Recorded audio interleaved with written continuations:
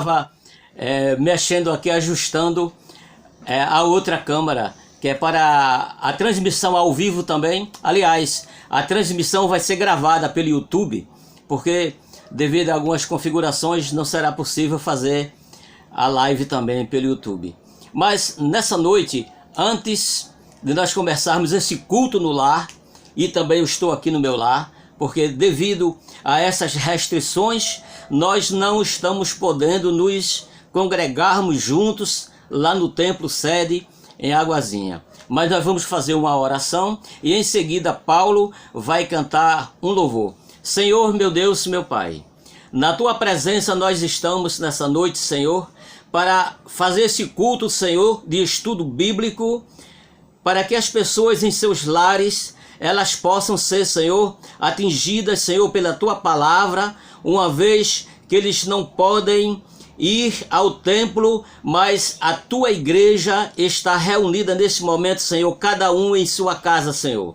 E assim, ministra, Senhor, por meio do Teu Filho, esta palavra nesta noite. Amém. Paulo com louvor.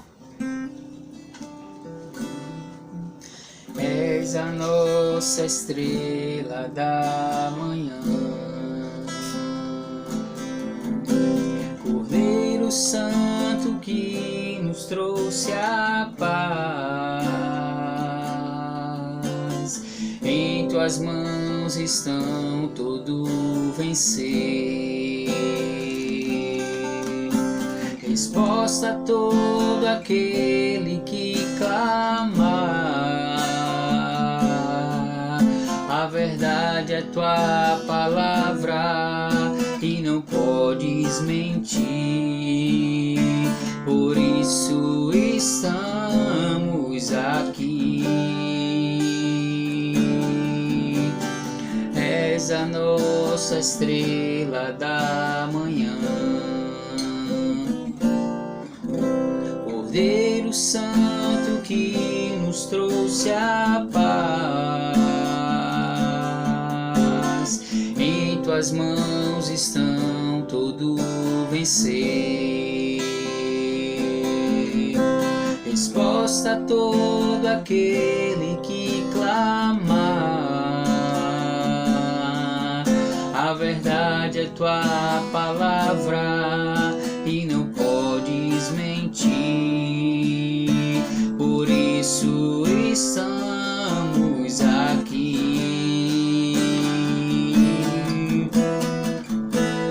Te louvamos, ó Senhor, pelo Teu imenso amor. Manifesta o Teu perdão e poder, e assim vamos Te adorar para sempre, para sempre, ó meu Deus.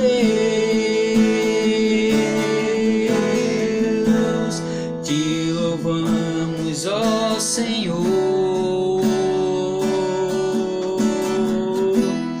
pelo Teu imenso amor. Manifesta o Teu perdão e poder, e assim vamos Te adorar para sempre, para sempre, ó meu Deus. Amém. Amém. Aleluia.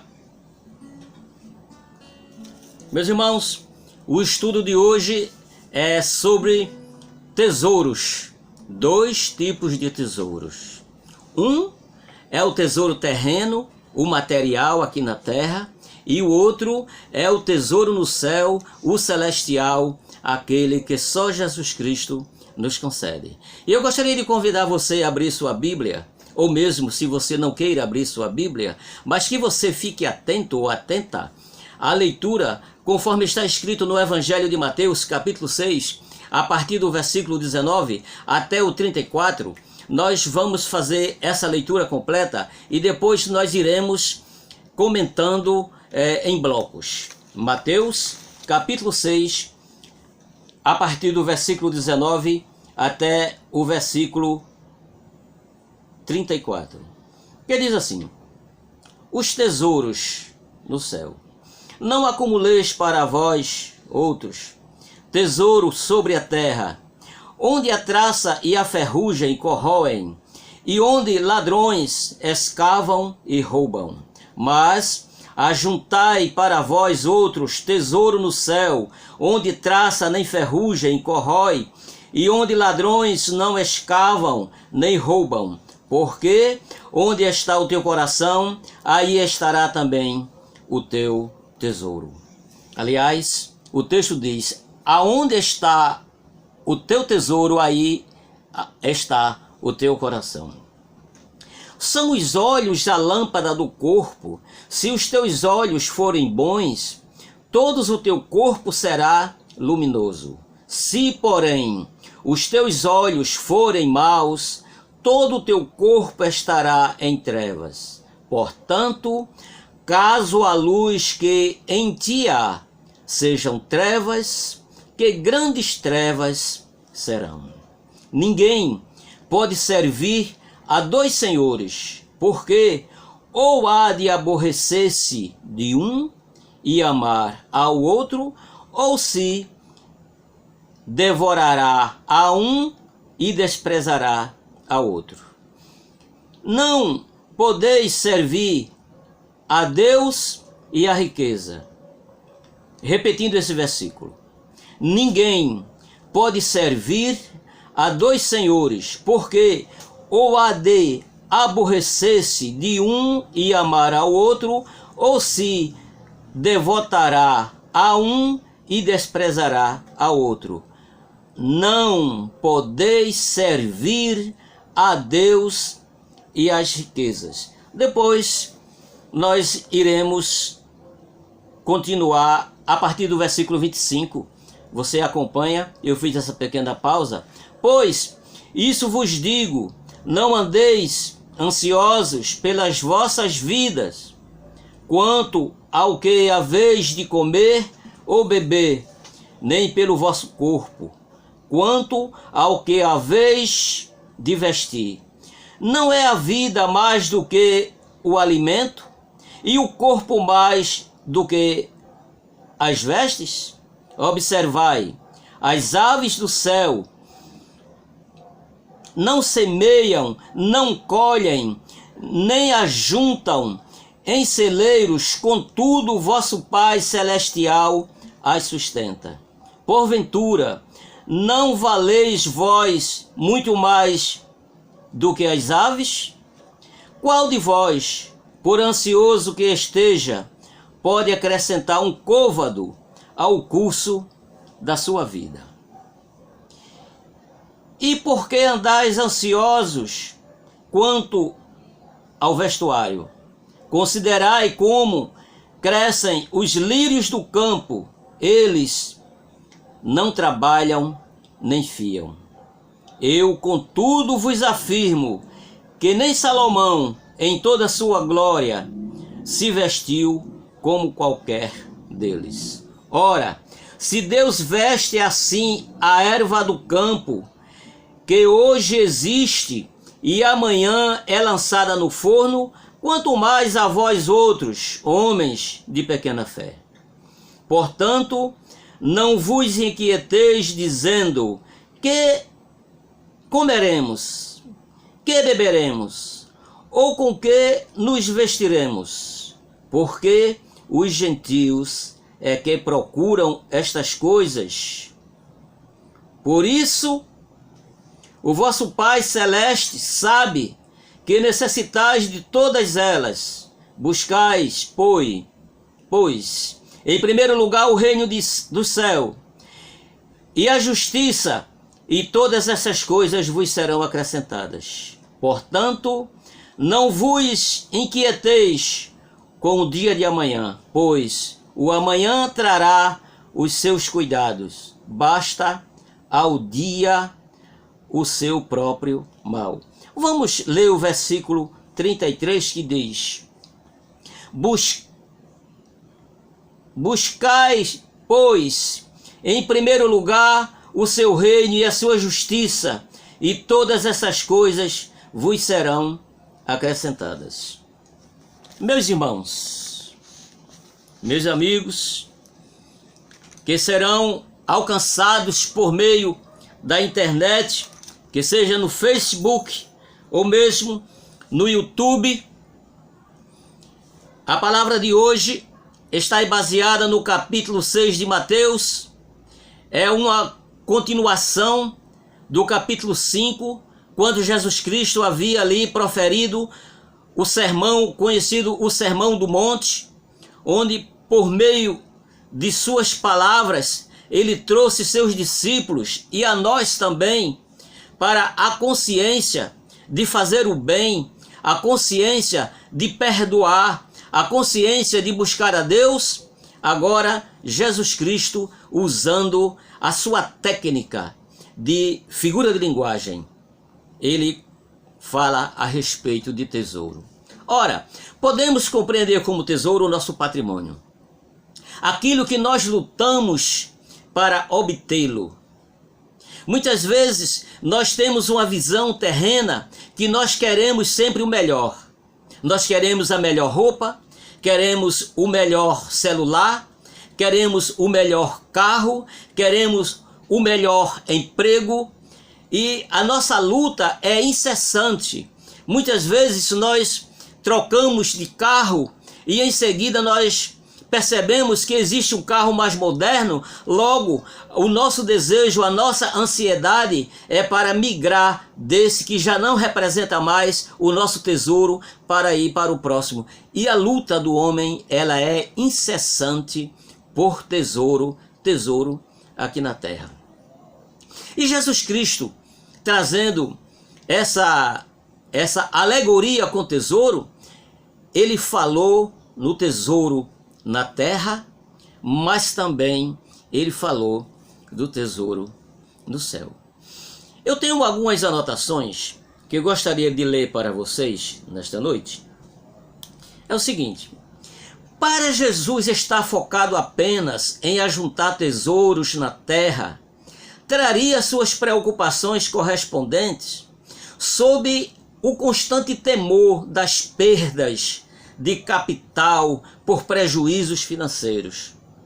Quando Jesus Cristo falou a respeito desse tesouro, ele estava tocando naquilo que o ser humano acha que é o primordial para a sua vida, que é o patrimônio, que é o seu tesouro, que é o seu dinheiro, que é o seu tesouro. Muitas vezes é uma joia propriamente dita, mas o tesouro é muito difícil de você classificar o que é o tesouro. Ele é apenas representativo. O tesouro de uma pessoa muito rica pode ser um carro de luxo, pode ser um jato particular, pode ser uma mansão, mas o tesouro para uma pessoa de classe média pode ser um carro de segunda mão, mas para aquele que mora na rua, não tem um lar, não tem um teto para cobri-lo durante a noite, o seu tesouro pode ser apenas um colchonete já rasgado. Mas para outro, ainda que mora na rua, o seu tesouro pode ser apenas um papelão, ainda que não esteja rasgado, ainda que não foi usado.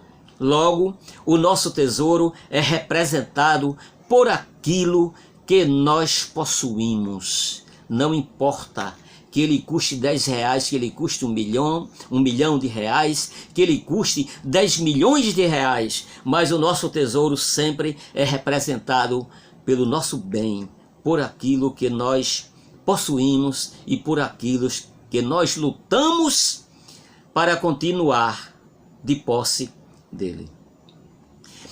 E ainda, nessa linha de raciocínio, Jesus Cristo fala a respeito dos prejuízos financeiros, que é aquele representado pela traça. Porque a traça, ela come tecido. Você guarda uma roupa, uma peça de roupa, uma coxa, um tecido, a traça vai e corrói.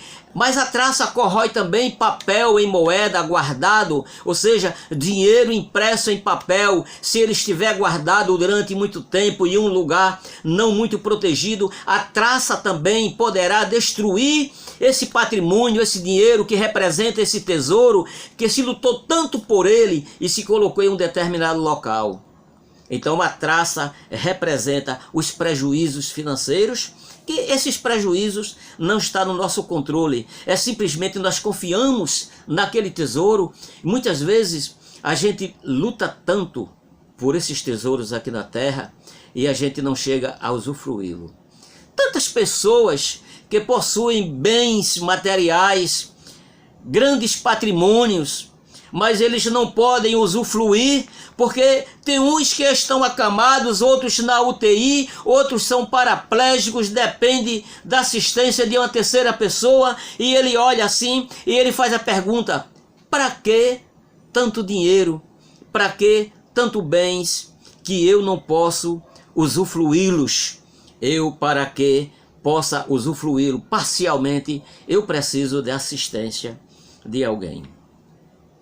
Ou esse prejuízo também é decorrente por surtos inflacionários, que é representado aqui pela ferrugem.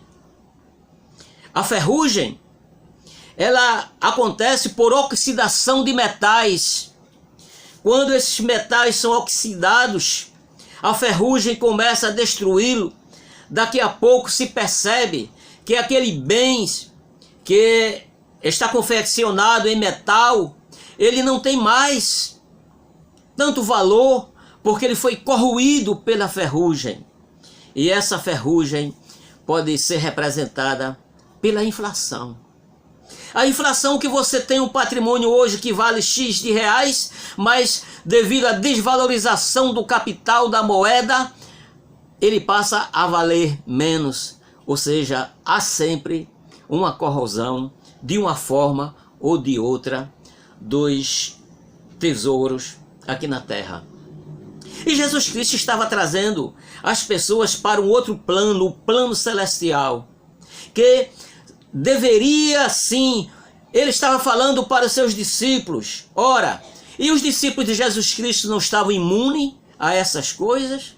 E os discípulos de Jesus Cristo já não eram perfeitos? Eles já não eram assim inatingíveis? Não. Os discípulos de Jesus Cristo, assim como eu e como você que está aí, eles estavam em processo de tratamento, e nós estamos também em processo de tratamento. Nós somos imperfeitos. Nós pensamos também nos tesouros terrenos. Muitas vezes nós nos desgastamos, nós perdemos noite de sono, nós ficamos impacientes quando nós perdemos alguma coisa que seja representada do nosso patrimônio, o nosso tesouro, e nós somos frágeis. E Jesus Cristo, quando estava falando isso para os seus discípulos, ele estava trazendo a mente dos discípulos dele para a busca das coisas celestiais. Mas Jesus Cristo, quando falou nessa figura de linguagem, não foi só para os discípulos, mas para o povo da Palestina.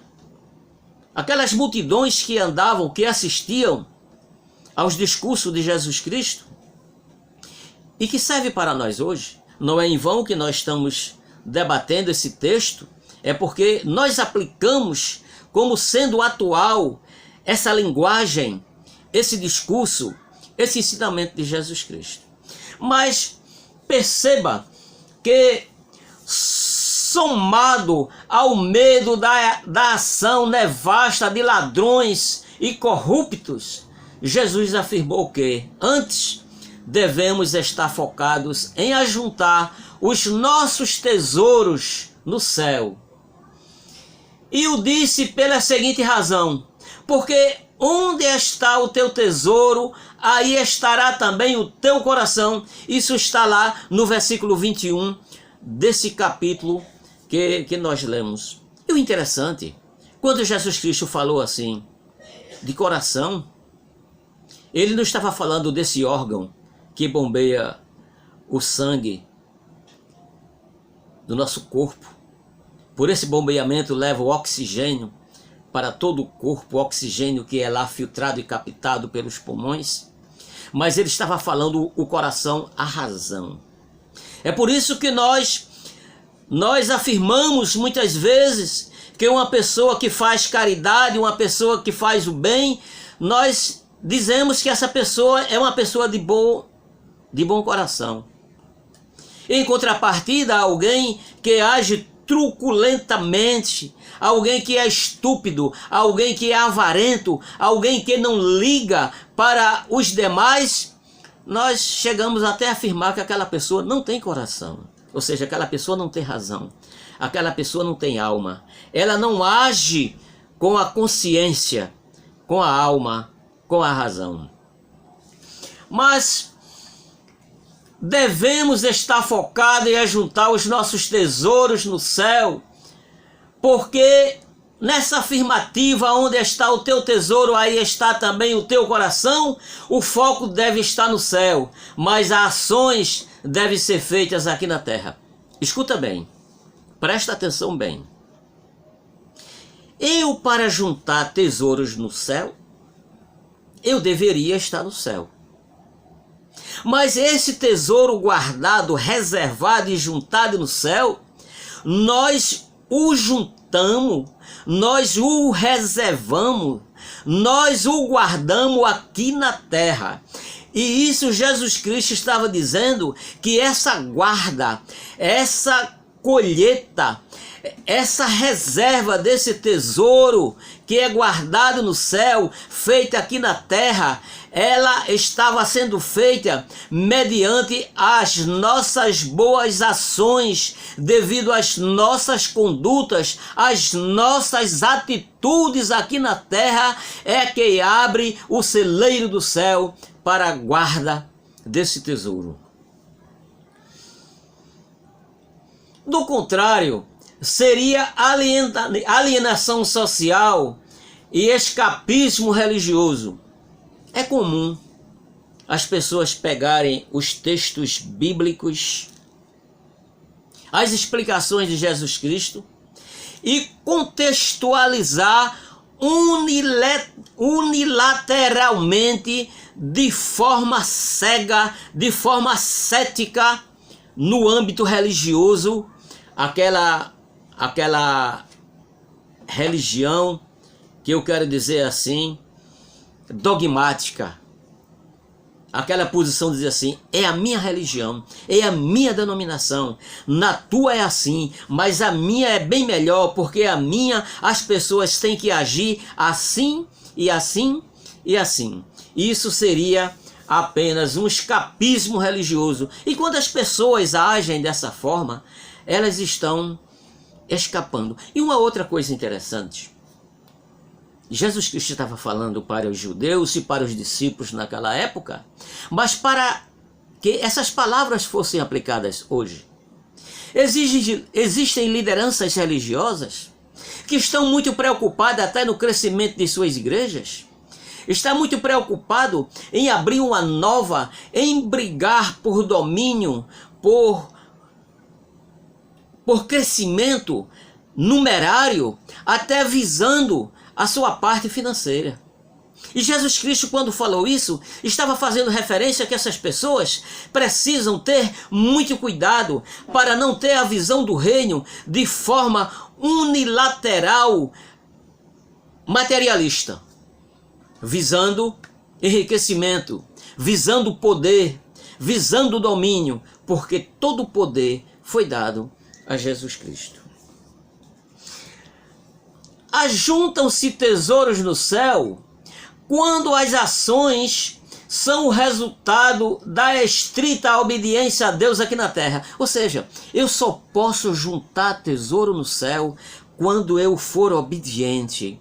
E ser obediente a Deus é seguir os ensinamentos transmitidos por meio de Jesus Cristo. É andar na disciplina das palavras de Deus. Note-se que quando Jesus proferiu essas palavras, estava no monte, lá no meio dos discípulos, onde ele havia proferido aquele conhecido discurso, aquela pregação lá no Sermão do Monte.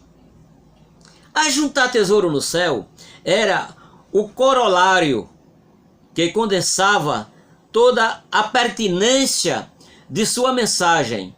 Ele falava do exercício da justiça, não para a obtenção de reconhecimento de homens, mas para o de Deus, que deveria recompensar. Ora, quando Jesus Cristo estava falando nessa conjuntura, ele estava dizendo assim: vocês devem fazer as coisas corretas, vocês devem executarem seus trabalhos, agirem com atitude, serem corretos, praticarem a justiça, não para serem reconhecidos e homenageados por homens aqui na terra, mas que a verdadeira recompensa viria de Deus, e essa recompensa seria e é o tesouro que eu almejo lá no céu. Já Jesus Cristo falou a respeito do exercício da misericórdia em ajudar os necessitados. Esclareceu que a espiritualidade que agrada a Deus é a de um coração sincero, não de formalismo religioso.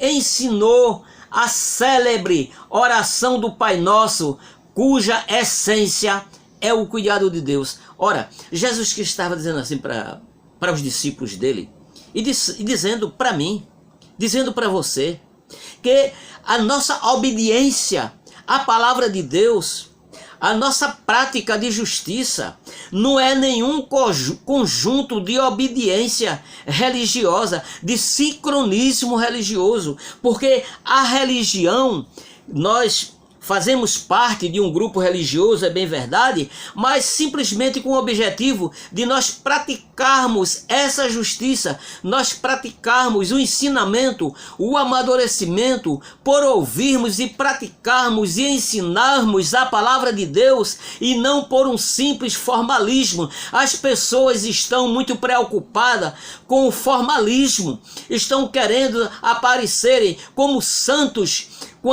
com determinado padrão de vestuário, com determinado padrão de palavra. Nós percebemos que alguns líderes, eles guiam tanto os seus assessores, que daqui a pouco o seu ministério está usando a mesma entonação de voz e até repetindo algumas palavras-chave. Isso nada mais é de que o formalismo religioso. E Jesus Cristo, Deus não está preocupado com isso. Deus está preocupado com a obediência à sua palavra e o exercício da justiça aqui na terra. Por todos os aspectos da nossa vida, indicou que o caráter é o maior patrimônio de uma pessoa, cujo valor decorre do que ela realmente é, não do que aparenta ser. Ora, não adianta eu querer aparecer no meio das pessoas durante um culto lá na igreja, durante essa transmissão aqui, durante uma solenidade, eu aparecer moldado, travestido de um santo, de um hipócrita, porque Deus conhece o meu coração, conhece o teu coração. Deus, Ele não está preocupado com aquele aspecto que nós nos apresentamos.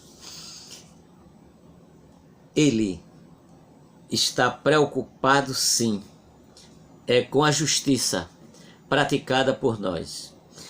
E por fim orientou que não se deveria ficar preocupado com essas coisas, ou sustento pessoal. Antes, estabeleceu que se deveria buscar em primeiro lugar o reino e a justiça de Deus, e todas as coisas vos serão acrescentadas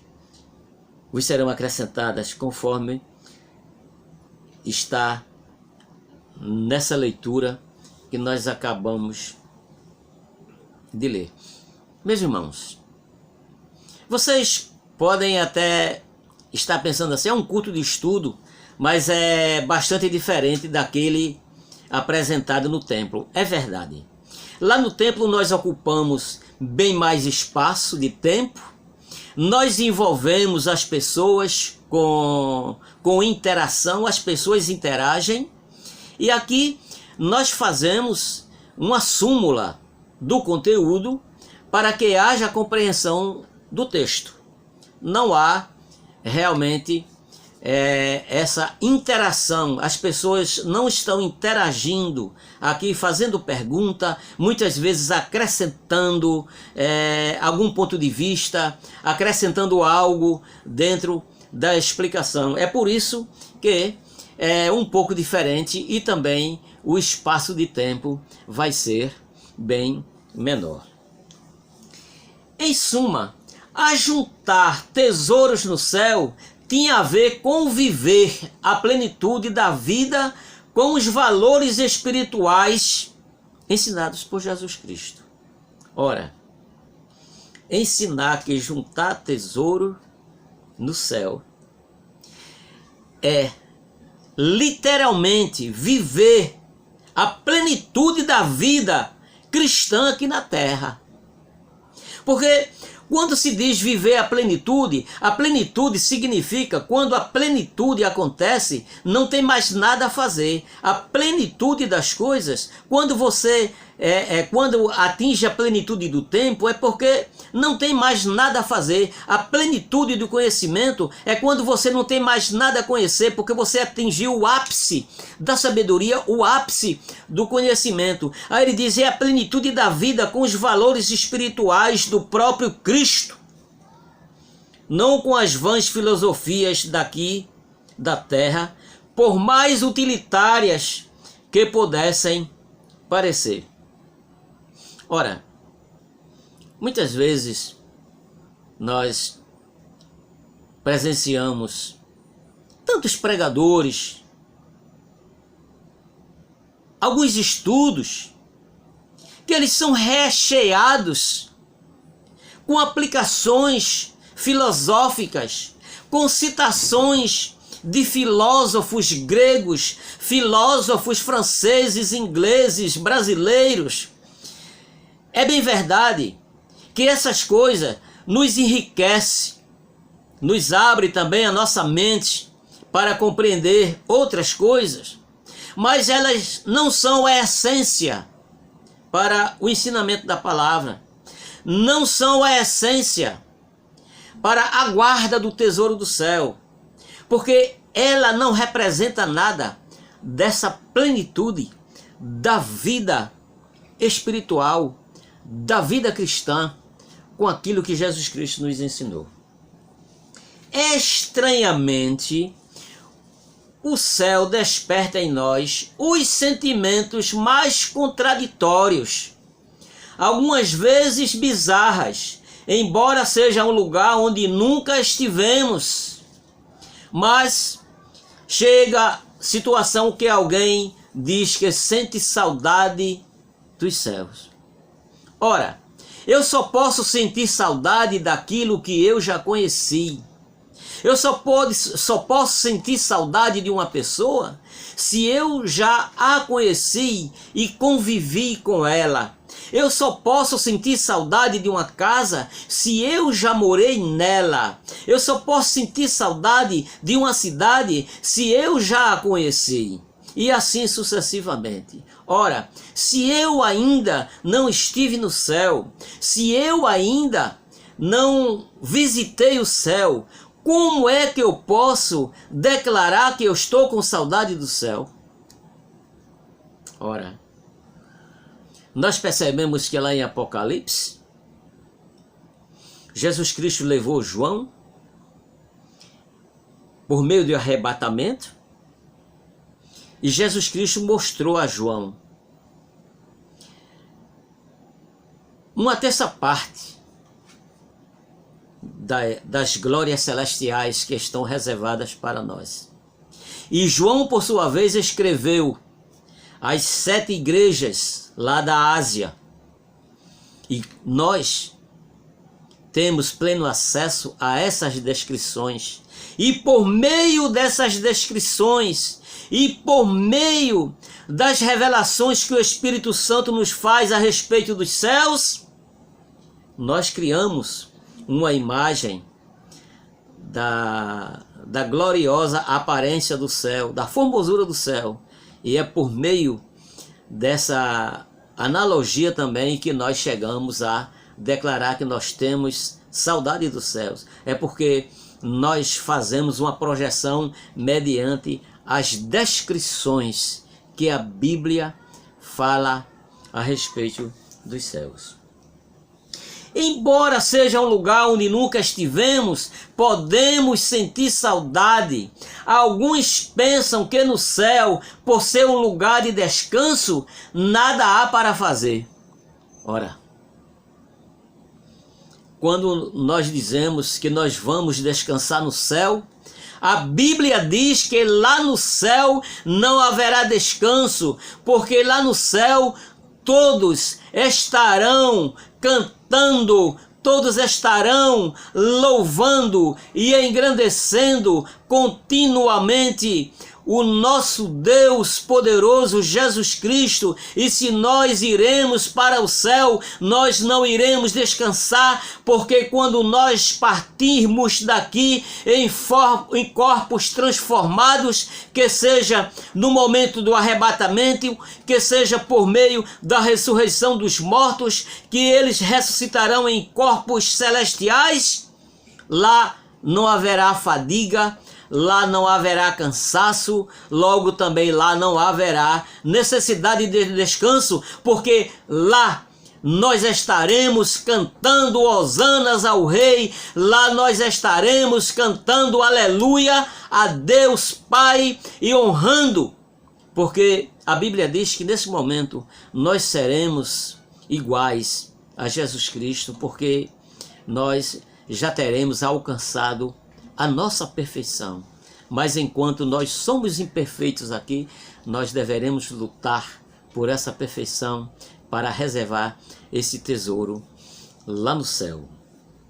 Meus irmãos, há pessoas também que acham que lá no céu não tem esse sossego todo. As pessoas vão encontrar um outro, vai bater um papo, o pai vai reconhecer o filho. Se assim fosse, as pessoas também iriam se lembrar das coisas terrenas. As pessoas iriam fazer acerto de contas também. As pessoas também iriam, que eu quero dizer, colocar a limpo assunto mal resolvido aqui na terra. Lá no céu, ninguém terá essa oportunidade. Porque precisamos com efeito estabelecer uma apropriada consciência a respeito do céu, principalmente se quisermos acumular ali o nosso tesouro. Nós precisamos de trazer uma consciência o que é o céu. Será que o céu é esse azul quando nós olhamos para cima? Será que o céu é lá onde estão os astros, os cometas? Também é. Mas a Bíblia fala do terceiro céu, que o terceiro céu é a morada do Altíssimo, para onde nós iremos. E esse você não pode alcançar com os olhos. Esse o homem não pode alcançar com foguetes, com naves espaciais. Eles podem alcançar até o segundo céu, porque é lá onde estão os planetas. Mas a morada do Altíssimo é o terceiro céu. Lá é impossível o homem chegar com sua própria energia, com a sua própria força, usando a sua própria tecnologia, porque lá só vai chegar quem reservou aqui na terra o tesouro, quem aqui na terra andou praticando a justiça, seguindo os caminhos do Senhor. E nós podemos ver que uma ação que resulta em grandes tesouros no céu é a nossa obediência à ordem de Jesus Cristo de pregar o Evangelho a toda criatura e levá-las ao conhecer o Evangelho da salvação de Deus que foi anunciado, que foi aqui anunciado o Evangelho, foi proclamada essa salvação aqui por meio de Jesus Cristo. Então, nós devemos guardar esse tesouro, mas esse tesouro também, o caminho a ser percorrido para alcançar esse tesouro é pregar o Evangelho de Jesus Cristo. Nós só podemos andar no Evangelho de Jesus Cristo se nós vivermos o Evangelho de Jesus Cristo. Então, essa passagem, Jesus Cristo separou em 2 blocos. O primeiro bloco, que vai do versículo 19 ao 24, Jesus Cristo estava caracterizando as duas coisas, a material e a outra espiritual, mas a partir do versículo 25 até o 34, Jesus Cristo agora vem fixar essa linha de que não adianta eu me preocupar com as coisas materiais, buscar simplesmente aquelas coisas que elas são palpáveis, as que são tangíveis, porque elas passam, assim como o nosso corpo físico, mas o nosso espírito, ele vai continuar, ou ele vai ficar na vida eterna ao lado de Deus, juntamente com Jesus Cristo e os anjos e todos aqueles que obedecerem a essas palavras, ou eles irão, ou esses espíritos, eles irão para também a vida eterna, mas a vida eterna de perturbação, de dor, gemido e agonia. Mas nós devemos analisar que cada um de nós deve pensar nisto. Quantos estarão no céu por minha causa? Quantos irão ao céu porque eu preguei o Evangelho a ele? Porque não adianta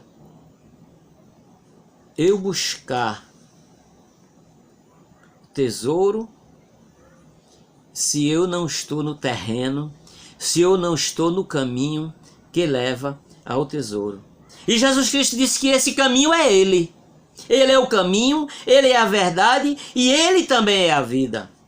Então não tem outra forma de nós alcançarmos o tesouro no céu se nós não seguirmos os ensinamentos de Jesus Cristo e também pregarmos o Evangelho de Jesus Cristo. Todo o bem que fizermos em nome do Senhor resultará em tesouros ajuntados no céu, mas o maior bem de todos é levar outras pessoas ao conhecimento de Jesus Cristo como único Salvador. E isso só é possível por meio da pregação do Evangelho. Mas você não tem como pregar o Evangelho e convencer as outras pessoas a aceitarem o Evangelho se você não vive o Evangelho, se você tem uma vida devassa, se as suas atitudes não correspondem com aquela palavra que você está pregando. Era isso que Jesus Cristo estava dizendo para os discípulos, que nós devemos juntar tesouro no céu, mas com as nossas atitudes aqui na terra. Então eu tenho que ter uma vida cristã para pregar o Evangelho de Jesus Cristo e por meio do testemunho da minha vida convencer as outras pessoas a seguirem também esse caminho e começar a juntar tesouro no céu. Porque em juntar tesouro no céu também representa as almas que eu e você, que os discípulos deveriam ganhar para o reino dos céus, o reino de Jesus Cristo. Ora, lá no final, Jesus Cristo chamou a atenção: olhai as aves do céu, que elas não semeiam, não colhem, elas não debulham, elas não separam frutos bons e frutos ruins. Agora, com minhas palavras, eu estou parafraseando, eu estou fazendo uma alegoria no texto, mas que Deus cuida da ave, das aves. Mas eu gostaria de te chamar a atenção. Em seguida, ele fez o exemplo com o lírio. A ave não planta, a ave não vai lá colher para guardar como uma pessoa humana, mas a ave, ela se desloca para ir buscar o alimento. Presta atenção. É o mesmo que um professor chamado Cortella, ele diz que vaca não dá leite. E foi questionado: como é que vaca não dá leite? Ele disse: não. Você precisa de tirar o leite. O bezerro precisa de ir lá mamar o leite. Logo, a vaca produz leite, mas ela não dá o leite. Então, a ave não planta, a ave não colhe para guardar, mas a ave colhe para se alimentar e colhe para levar para os seus filhotes lá no ninho. Não foi em vão que Jesus Cristo usou essa figura de linguagem, essa alegoria com a ave. Assim somos nós. Nós devemos viver a nossa vida, mas sem se preocupar muito com as coisas de amanhã, porque ele estava dizendo: olha, Deus é quem cuida de vós, porque se vocês se preocuparem com tantas as coisas, mas se Deus não mandar chuva, se Deus não mandar o sol, se Deus não mandar o oxigênio, se Deus não mandar a abelha para polinizar as plantas, não haverá colheita. Se Deus não mandar os insetos, não haverá vida na terra. Se Deus não mandar o pássaro não vai engolir a semente e não vai defecar lá em outro local e aquela semente nascer. O pássaro não vai beber água ali no rio e a ova de um pássaro ficar presa em seu bico quando ela beber água em outro local. Aquele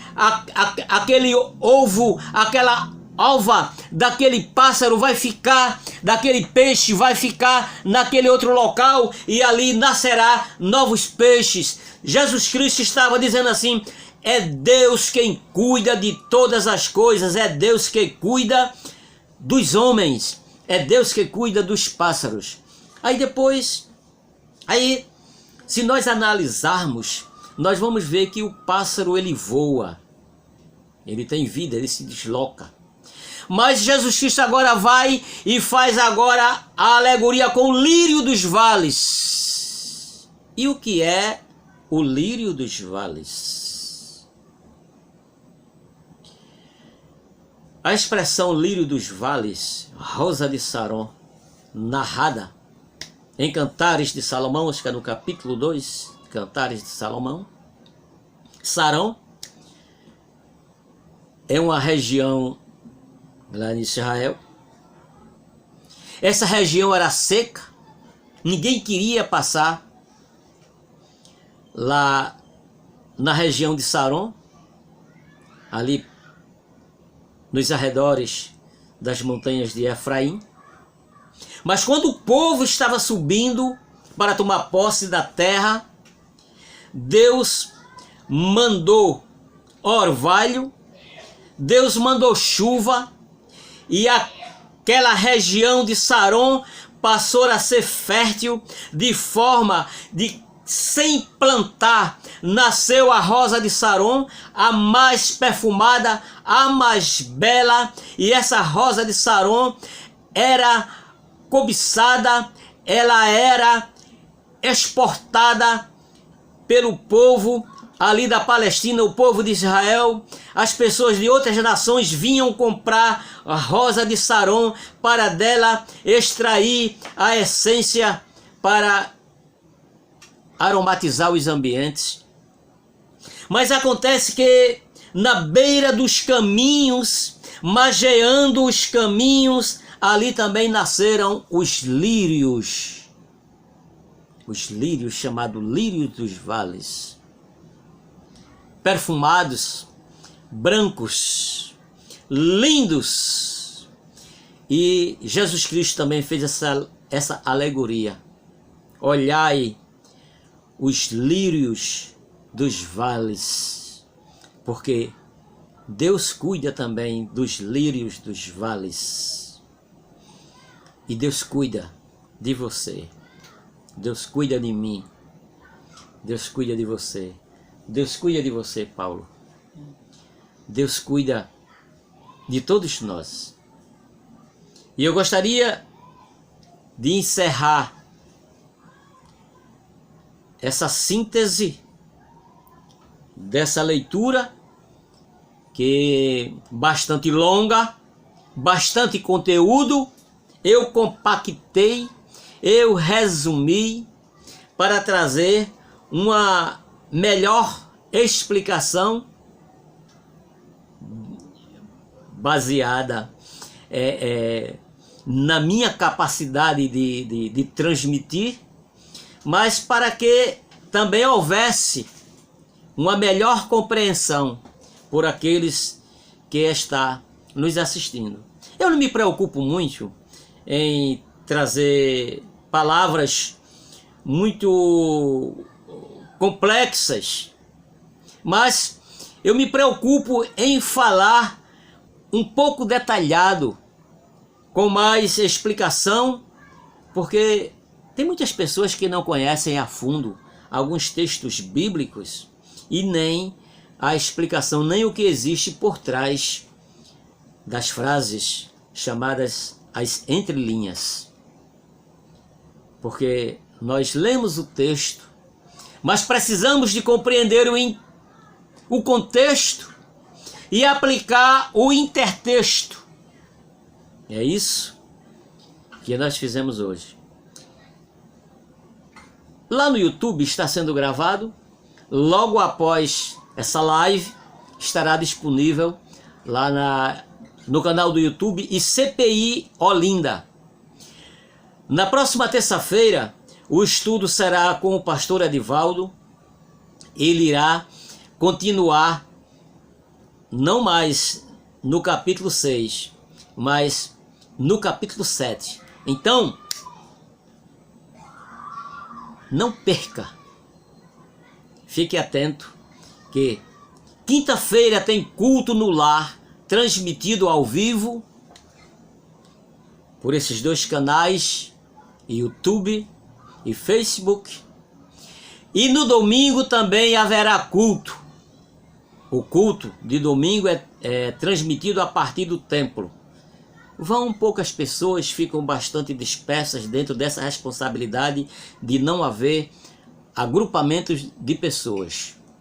Mas haverá culto no domingo e você aproveita, compartilha aí com os teus amigos, com teus familiares, com teus grupos, para que as pessoas também venham assinar, venham se inscrever no canal do YouTube da igreja, porque precisamos de atingir 1000 inscritos para podermos fazer transmissão ao vivo pelo celular.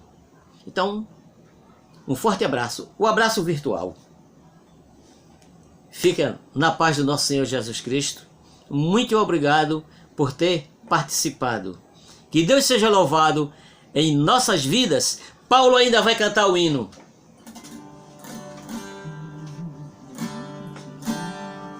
Senhor, eu sei que é teu esse lugar, todos querem te adorar, toma a tua direção. Venha, Santo Espírito, os espaços preencher. Reverência a tua voz vamos fazer. Podes reinar, Senhor Jesus, assim teu poder, teu povo sentirá. E bom, Senhor, saber que estás presente aqui.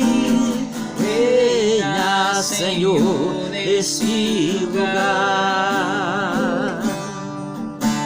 Visita cada irmão, ó meu Senhor, nos paz interior e razões pra te louvar.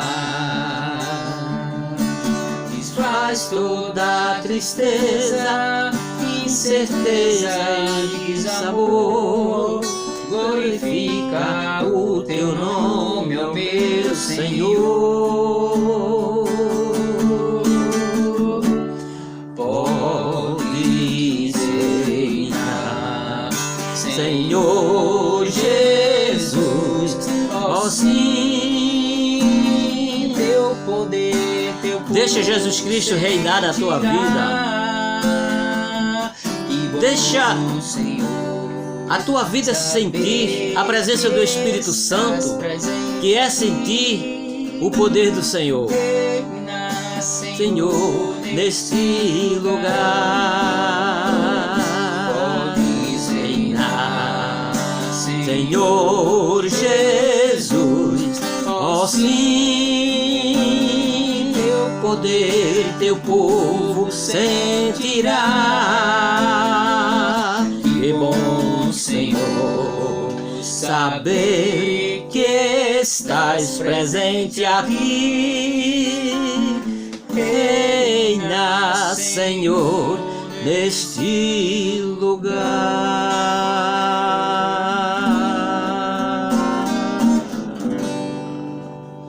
Amém.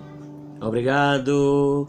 Que a graça e a paz do nosso Senhor Jesus Cristo, a comunhão e as santas consolações do Espírito Santo, que possa estar com todos nós. Aí você diz aí mesmo, amém.